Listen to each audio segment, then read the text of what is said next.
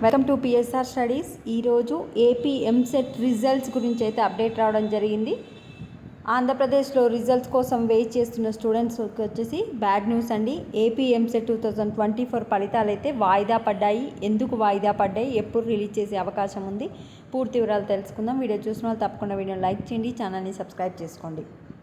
ఇప్పుడు మీ అందరికీ తెలిసిందే, మనకు వైఎస్ఆర్సీపీ గవర్నమెంట్ అనేది పోయింది, టీడీపీ గవర్నమెంట్ అని వచ్చింది. TDP government June 9th or 12th form అవుతుంది. సో ఇప్పుడు వైసీపీ గవర్నమెంట్ లేదు గనక ఉన్నత విద్యామండలి చైర్మన్ అయితే రాజీనామా చేయడం జరిగింది. ఇప్పుడు ఉన్నత విద్యామండలి చైర్మన్ లేడు గనక విద్యాశాఖకి వైస్ చైర్మన్ ఎలాంటి నిర్ణయం తీసుకోవడం లేదు రిజల్ట్స్పై.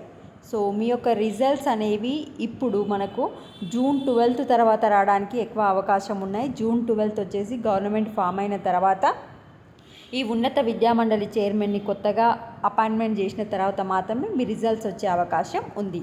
సో ఏపీలో ఎంసెట్ రిజల్ట్స్ రిలీజ్ కాకపోవడానికి కారణం హయ్యర్ ఎడ్యుకేషన్ చైర్మన్ రిజైన్ చేయడం జరిగింది. This is the update to the AP EAMCET students.